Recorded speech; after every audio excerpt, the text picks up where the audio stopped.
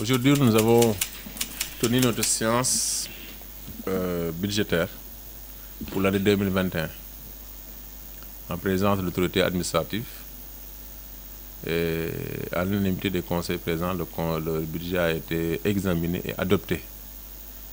Nos premières impressions, c'est d'abord une satisfaction, mais aussi une motivation. Le débat a été vraiment intéressant et tous les conseillers présents ont reconnu les efforts qui ont été consentis pendant ces dernières années et les réalisations qui ont été faites au profit de nos populations. Et cela nous encourage et nous motive davantage. Nous espérons aussi cette année, pour l'année 2021, on va continuer sur la même lancée pour pouvoir au moins faire de gros investissements dans plusieurs domaines. Les priorités sont toujours les suivantes. Il s'agit maintenant de l'eau, c'est-à-dire l'accès universel de nos populations à l'eau potable, mais aussi l'électrification, l'éducation et la santé. Donc c'est les 4 volets essentiels qui sont nos priorités pour l'année 2021. Pour le domaine maintenant de l'éducation, on va continuer à construire des salles de classe pour éradiquer, comme on l'avait fait la dernière fois, les abris qui restent dans la commune, renforcer les équipements en tablement, les équipements scolaires, mais aussi construire au niveau des écoles des latrines et peut-être clôturer quelques écoles. Maintenant, pour le domaine de la santé, il y a d'abord l'achat d'une ambulance qui est devenue une priorité parmi les priorités, parce qu'à nos jours, l'ambulance de la commune est en panne. Donc, cette activité fera partie des premières réalisations à faire pour l'année 2021, mais construire aussi une maternité et un logement pour permettre à nos personnels de la santé d'être dans de meilleures conditions pour pouvoir prendre en charge nos populations. Dans le domaine maintenant de l'hydraulique, on vient maintenant, sinon on est en cours d'un branchement social qui fait plus de 400 ménages et on va continuer dans cette lancée parce que tu sais, en milieu sérieux, les populations souvent sont un peu éparpillées. Ils habitent par amont. À nos jours maintenant, l'eau est une source de vie, l'eau est vitale.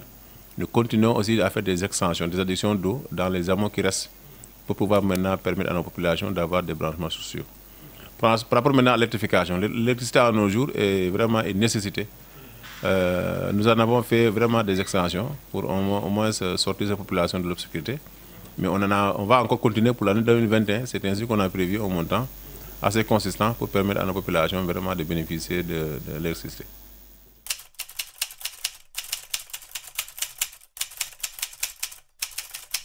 Effectivement, donc au niveau du conseil, au niveau du débat d'orientation budgétaire, il nous a été suggéré, conseillé, de renforcer les rubriques qui nous permettent de prendre en charge la sensibilisation, la gestion de cette pandémie.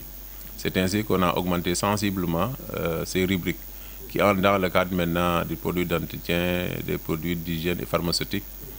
Et cela a été fait et la commune fera mieux que l'an dernier, parce que j'ai tout le temps dit que pour cette pandémie, ce n'est pas une course de vitesse, c'est une course de fond. On ne sait pas quand cela va terminer, donc les maires qui gèrent des budgets doivent prendre au moins ce principe en marche, c'est-à-dire ne pas se précipiter, mais au moins faire de telle sorte que, quelle que soit la durée de la pandémie, qu'on ait en mesure tout le temps de pouvoir intervenir. C'est ainsi que vraiment les rubriques concernant la gestion de cette pandémie ont connu une hausse au niveau de ce budget 2021.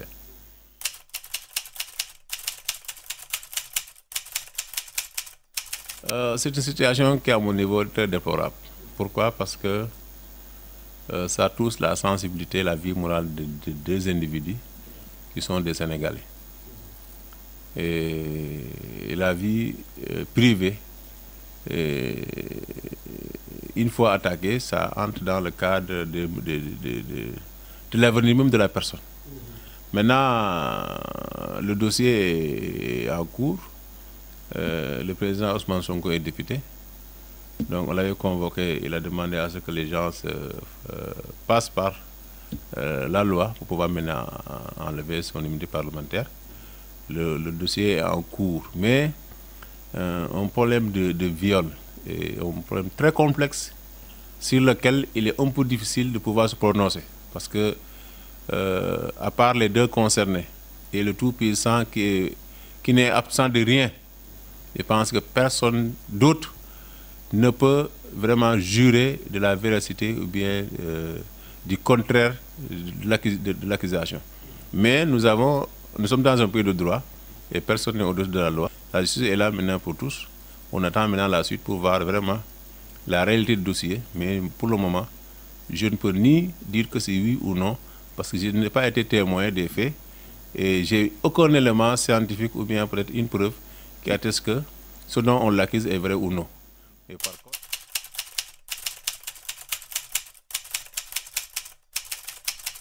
non, mais dans toute chose, il y a la politique. Maintenant, quant à complot, je ne l'aurais pas le dire parce que vraiment, je n'ai pas les informations qui permettent de dire que c'est un complot.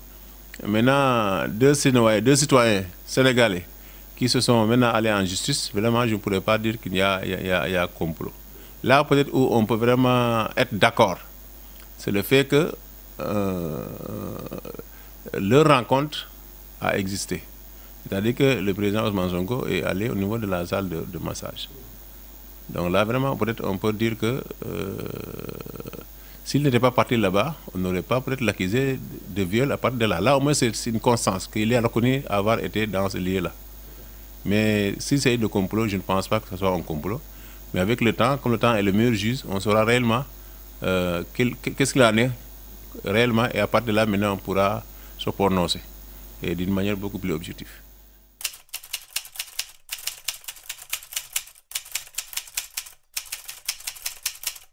Non, moi, je n'aurais pas raisonné comme ça. Tu sais, le parti est composé de plusieurs leaders et composé de plusieurs cadres. Beaucoup de gens ont travaillé avant que le président de la République accède au pouvoir. Parmi ces cadres, parmi ces militants, certains ont eu la chance d'avoir la confiance du président et à être nommés à des postes prestigieux qu'ils ont gérés pendant plusieurs années et qui ont bénéficié des avantages. D'autres ont été restés en rade. Un problème de nomination, ça dépendra maintenant de la confiance et de la compétence. Seul le président qui les avait nommés, en ayant peut-être confiance à ces gens-là et par rapport à leurs compétences, peut dire réellement dans sa tête pourquoi il a enlevé tel ou bien pourquoi il a mis tel. Mais moi, je ne dirais pas que, parce que je pense que le président se soucie de la vie du parti, de l'avenir du parti. Et il ne pourra pas se mettre sur la branche, essayer la branche sur laquelle il est assis. Sinon fragiliser le parti. Au Sénégal, on a l'habitude de penser que on est irremplaçable. Alors que ces gens-là, depuis qu'ils ont quitté, le travail continue. C'est une continuité. Ils ont eu la chance d'en bénéficier. Nous qui sommes là, mais on a été au début et à la fin, mais jusqu'à présent, on n'a pas eu ce sens-là. Donc je ne dirais pas que le président est en train de fragiliser. J'ai dit que c'est une confiance. C'est lui seul qui a la compétence et la prérogative de pouvoir nommer ces gens-là au poste où ils étaient. C'est-à-dire maintenant d'apprécier par rapport à la mission qu'ils avaient allouée, s'il a satisfaction, s'il est nécessaire de remplacer, s'il est nécessaire de modifier, et il l'a fait. Personne n'a le pouvoir de décret à part le président de la République. S'il le donne à des gens qui sont parmi des milliers de militants dans un parti et qui les changent, qu'ils n'ont qu'à remercier d'abord le bon Dieu et remercier le président qui avait leur confiance. Moi, c'est ma vision. Et ça, c'est vraiment mon point de vue. Parce qu'un ministre, ou bien un ministre, il est nommé non pour travailler pour l'APR, mais il est nommé pour travailler pour tous les Sénégalais. Tous les papiers qu'il signe engagent le Sénégal entier. Il n'y a pas de différence entre les militants de tel parti ou bien de tel parti. Donc c'est des ministres de la République et non des ministres de l'APR. Dès qu'ils sont nommés ministres, ils sont ministres de la République et non des ministres de l'APR. Et dans ce cas maintenant, même des gens de l'opposition compétents qui peuvent amener maintenant une amélioration sensible des conditions de vie des populations peuvent être nommés à des postes ministériels. Il y a des postes qui sont peut-être typiquement politiques, mais il y a des postes qu'on peut nommer à des techniciens qui ont la capacité de pouvoir gérer correctement. Parce que le président qui a la mission de développer le Sénégal, je sais que son objectif principal, c'est de réussir sa mission. Parce que c'est pour cela qu'il est là. Toute personne, quelle que soit son appartenance, même s'il n'est pas politique et qui peut apporter une pierre à l'édifice, doit être maintenant, comment dirais-je, pris et aider le Sénégal à pouvoir se développer.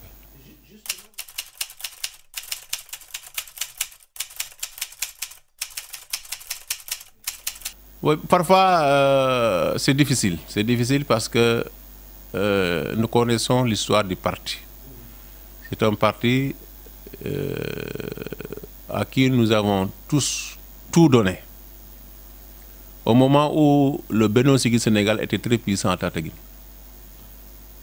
Vous savez très bien ce dont je parle. On a choisi d'aller avec le président, vu qu'il avait subi l'injustice, vu qu'il était un fils de Fatick. Nous, parmi tant d'autres, à se solidariser, à s'organiser, à s'engager, à mettre nos moyens, nos efforts au niveau de Dekalngor, jusqu'à avoir un certain nombre de conseillers en 2009. Ce n'était pas évident. Jusqu'à maintenant avoir le poste du premier adjoint de la communauté rurale, ce n'était pas évident. Maintenant, tous ces efforts-là, jusque-là, n'ont pas été récompensés à la hauteur. Et depuis lors, toutes les élections organisées au niveau de la commune de Tataguine ont été remportées brillamment. Et nous en profitons pour remercier l'ensemble des militants et sympathisants du parti. Mais remercier aussi le parti et le président qui nous a toujours accompagnés. Parce qu'ils ne nous avaient pas accompagnés et mettre peut-être quelques moyens à disposition, on ne pourra pas battre campagne et pouvoir gagner. Mais cela ne suffit pas parce que la commune de Tataguine est une commune un peu particulière, très particulière je dirais, parce que les législatives passées, on avait 2 candidats députés dans la commune de Tataguine. L'un était le candidat député du PUR, l'autre était maintenant le représentant, le représentant départemental de grand parti qui était candidat à la députation. Au moment où le parti n'avait investi personne au niveau de la commune. Alors qu'il y a toujours ce qu'on appelle le vote identitaire. Le député est beaucoup plus de la population. Toute commune veut avoir un député. Par la grâce de Dieu et les efforts qui ont été consentis, on est sorti victorieux. Et le PUR a un député, en l'occurrence le professeur Issa Sall. Et avant ça, en 2014, il était candidat, d'autres étaient candidats, on l'a remporté. Et on n'est même pas allé sur la liste de coalition comme Benno Bokk Yakaar. On est allé sur la liste de l'APR pur et dur. Et on l'a remporté. Les élections, le référendum, pareil. Le parrainage, nous faisions partie des communes qui avaient les meilleurs taux.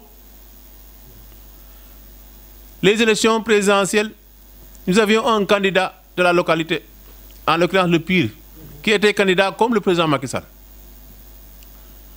Toute commune veut avoir un président. Nous avions un candidat président qui est notre commune. Bien vrai qu'il n'est pas notre parti. Et le président Macky Sall, qui est notre candidat, qui est le candidat de la coalition ou bien de la grande mouvance présidentielle, nous nous sommes battus et par la grâce de Dieu, on a remporté les élections et on a connu sur les bureaux qui nous échappaient, qui est là où vote le président, l'ancien candidat, en l'occurrence le professeur Issa Sall.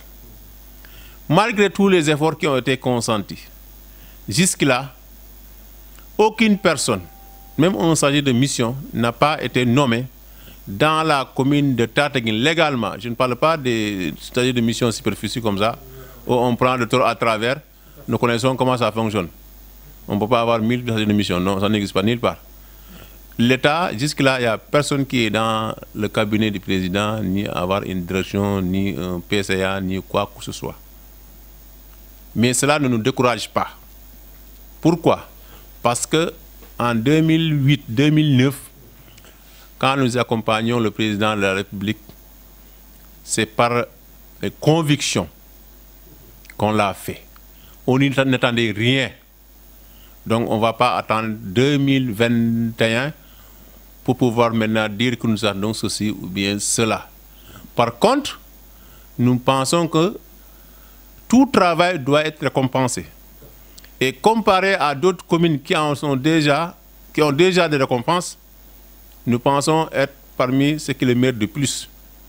Et nous lançons au président de la République de penser à la commune de Tataguine. C'est important.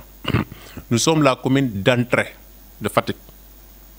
Nous le remercions pour tout ce qu'il fait, mais par contre, nous voulons que le président pense à la commune de Tataguine, car je pense que le travail que nous avons bâti mérite récompense.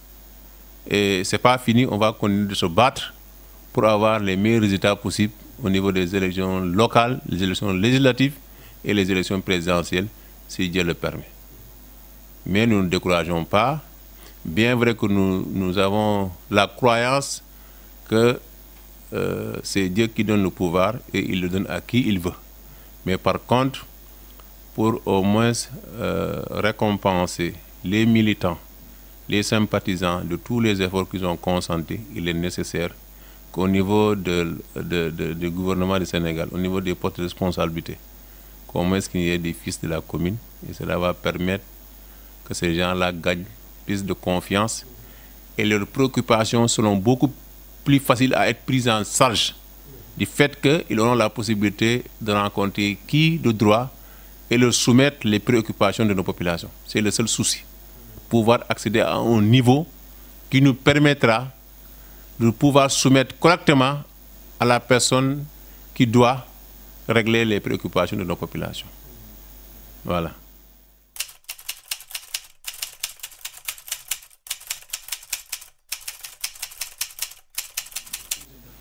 Non, je pense que dans toutes les communes,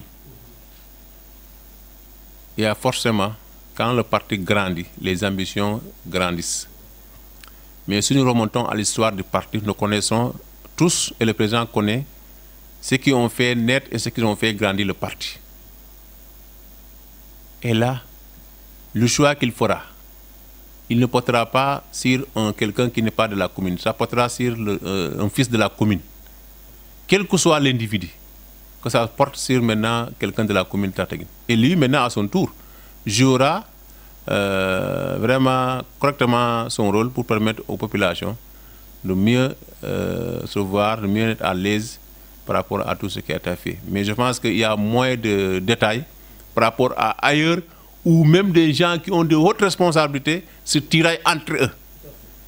Parce qu'il n'y a rien qui est là à se partager pour pouvoir se tirailler. Je crois qu'à part la commune dont je dirige, personne n'a aucun poste. Donc il n'y a rien à se partager. Rien, absolument rien à se partager. Ça, c'est des détails de positionnement. Et je pense que ce n'est rien d'autre que chacun veut être maire. Mais je pense que c'est au parti de faire le choix en dehors du choix des populations. Et jusque-là, pour ce dont on est là, on l'assume pleinement.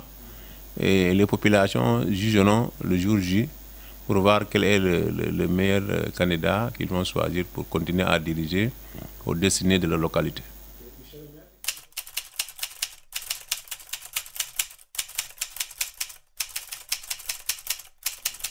Non, j'ai toujours tendu la main.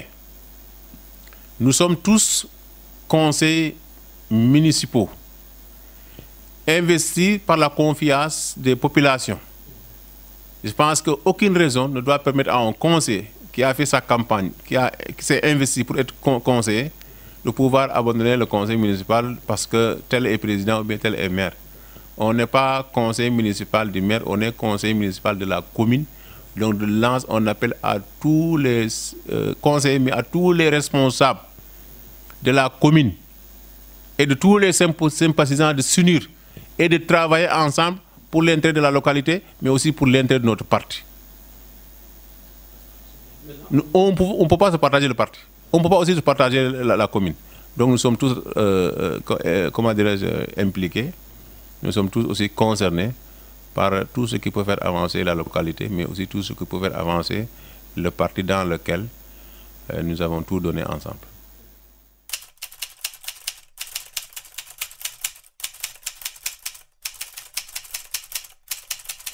Oui, la pandémie a bouleversé le monde entier, l'économie, le social, etc. Et la deuxième vague aussi a continué de faire ses ravages. Nous demandons aux populations de respecter les mesures barrières. C'est important. Et être prêt à être vacciné. Je pense que le Sénégal a suffisamment de techniciens sanitaires. S'il juge nécessaire que le vaccin est la seule solution, je fais un appel à tout le monde de se vacciner. Parce que c'est ça qu'il peut faire maintenant éradiquer. Et comme vous l'avez dit ce matin, seul le vaccin. On a connu beaucoup de maladies très graves, mais avec le vaccin, toutes ces maladies sont éradiquées. Donc nous aussi, on continuera à faire des sensibilisations, à accompagner les populations, à mettre à la disposition tous les produits qui leur permettra de pouvoir se prévenir. Mais surtout, prendre les mesures barrières et demander au Tout-Puissant, Créateur du monde et des cieux, d'éradiquer, d'enlever le plus tôt possible cette pandémie qui vraiment a bouleversé toutes les puissances du monde et le Sénégal n'est pas épargné.